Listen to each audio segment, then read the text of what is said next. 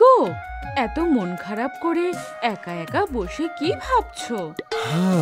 গিন্নি, বেটা শেয়ালের সাথে আমি কিছুতেই পেরে উঠছি না। ওর ঢের বুদ্ধি, বুঝলে? আর আমি মূর্খ বলে ও আমায় বারবার ফাঁকি দেয়। ওগো, বলছি আমার মাথায় একটা কথা বারবার ঘুরে ফিরে আসছে, বলবো?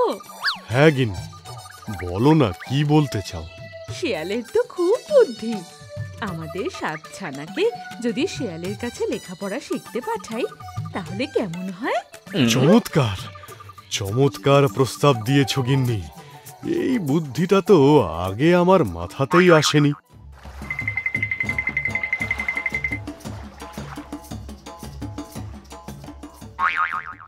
আমি কালই ওদের নিয়ে যাব শেয়ালের কাছে। সত্যি? তুমি কালই যাবে? তাহলে তো খুবই ভালো হয়। আমি বরং ওদের গিয়ে এই সুখবরটা দিয়ে আসি। আরে চলো, আমরা একসাথেই যাই। হ্যাঁ চলো।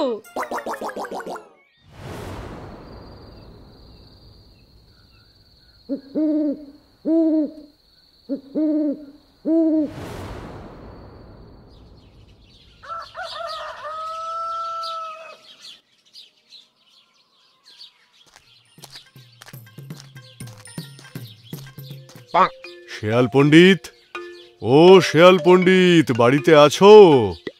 আরে কুমির ভাইয়া যে, তা এতদিন পর কি মনে করে? ভাই, আমার 7টা ছানাকে তোমার কাছে এনেছি। আমি আর গিন্নি কখনোই চাই না ওরাও আমাদের মতো মূর্খ হয়েই সারা জীবন থাকুক। এই জঙ্গলে একমাত্র তুমিই হলে বুদ্ধিমান, তাই তুমি যদি ওদের একটু লেখাপড়া শেখাও। এটা বেশ তো, বেশ তো। এই আর এমন কি ব্যাপার? তুমি শুধু ছানাগুলোকে আমার কাছে রেখে যাও, আমি ওদের শিখিয়ে পড়িয়ে একেবারে বুদ্ধিমান করে তুলবো।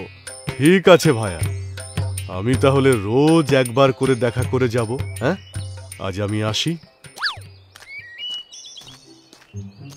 হ্যাঁ হ্যাঁ হ্যাঁ, এসো ভাইয়া, এসো এসো।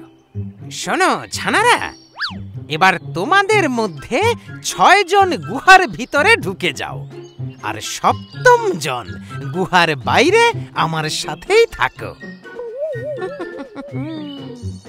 আচ্ছা পণ্ডিত মশাই। দেখে পড়ো তো বাপু। কানা কানহা গানা ঘানা, কেমন লাগে কুমির ছানা।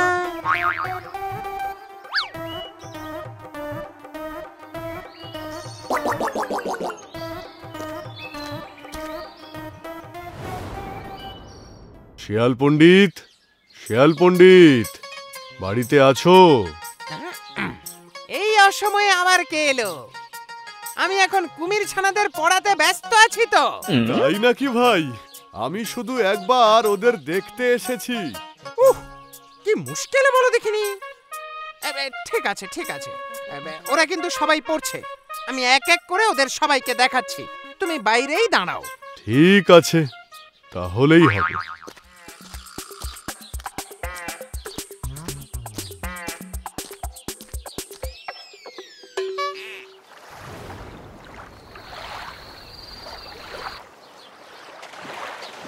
পরের দিন কুমির যখন তার ছানাদের দেখতে এলো, তখন শেয়াল এক এক করে ছানাদের গুহার বাইরে এনে কুমিরকে দেখালো। কিন্তু চালাক শেয়াল 6 নম্বর ছানাকে 2 বার দেখালো। বোকা কুমির কিছুই বুঝল না। কুমির চলে গেল।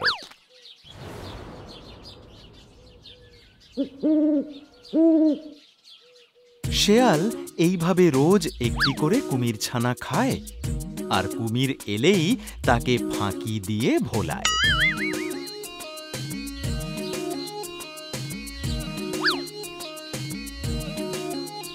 বোকা কুমির বুঝতেই পারে না যে তার ছানার সংখ্যা দিন দিন কমছে। এইভাবে শেয়ালের বেশ ভালোই দিন কাটছিল।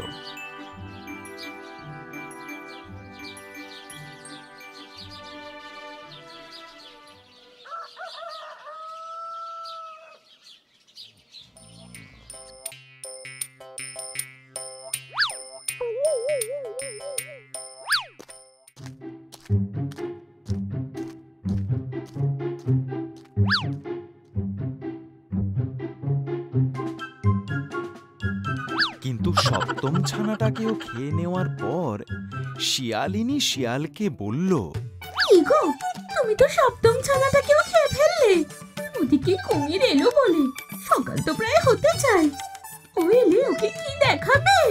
এখানে আর থাকা যাবে না, চলো আমরা বরং এই জঙ্গল ছেড়ে নদীর ওপারের বনটায় যাই। ওই বনটা অনেক বড়, কুমির আর আমায় কোনোদিনও খুঁজে বের করতে পারবে না।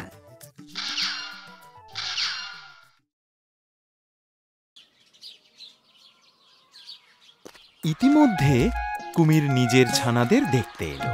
শেয়াল পণ্ডিত, ও শেয়াল পণ্ডিত, একবার দেখো আজ তোমার জন্যে কত মাছ নিয়ে এসেছি। ব্যাপারটা তো ভালো লাগছে না, যাই একবার ভিতরে ঢুকে দেখে আসি।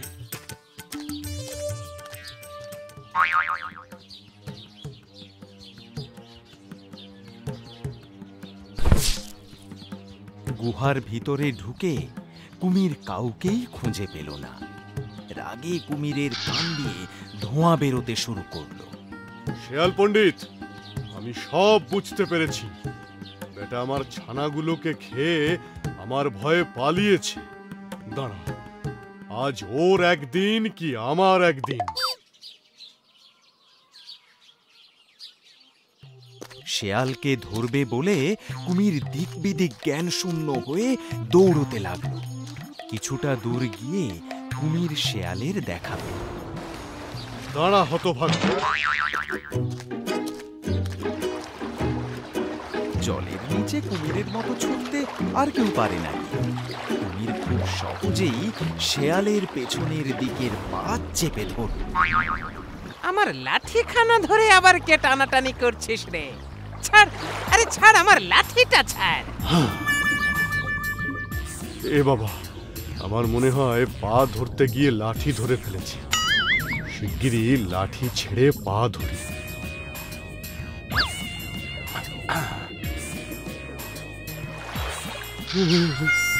আজ তুই পালিয়ে গেলি, দাঁড়া, পরের দিন আমি তোকে ধরবই ধরবো।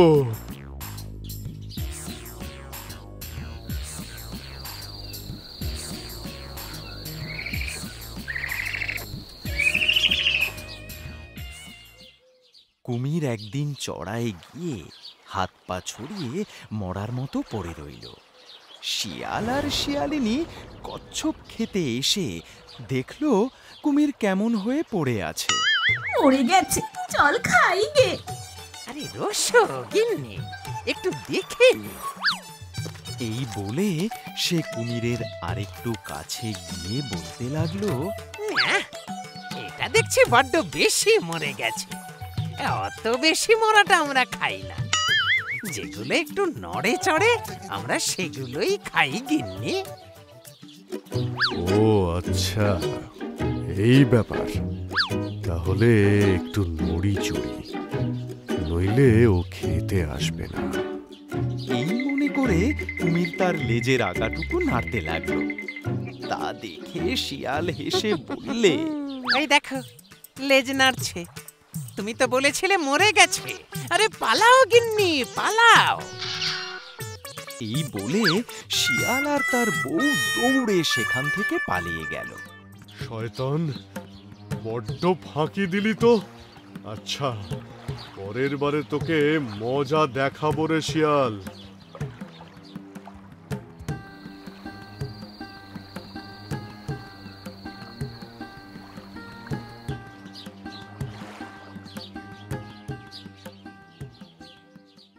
একটা জায়গায় শিয়াল রোজ জল খেতে আসতো। কুমির তা দেখতে পেয়ে সেখানে গিয়ে লুকিয়ে রইল।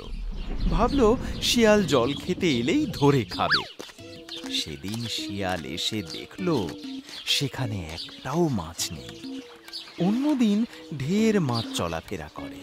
কি ব্যাপার, আজ সব মাছগুলো কোথায় গেল?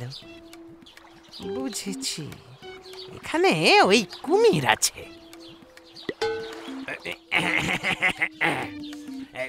এখানকার জলটা দেখছি বেজায় পরিষ্কার। একটু ঘোলা না হলে কি আর খাওয়া যায়? এই কথা শুনেই কুমির তাড়াতাড়ি সেখানকার জল ঘোলা করতে আরম্ভ করল। তা দেখে শিয়াল হাসতে হাসতে ছুটে পালিয়ে গেল। শয়তান শিয়াল আবার আমাকে বোকা বানালো। তোকে আমি নিজে হাতে মারবো রে শিয়াল, তৈরি থাকিস তুই। একদিন শিয়াল এসেছে কাঁকড়া খেতে। কুমির তার আগেই সেখানে চুপ করে বসেছিল। শিয়াল তার টের পেয়ে যায়। এখানে দেখছি কাঁকড়া নেই। কাঁকড়া থাকলে দু একটা তো এমনিই ভাসত।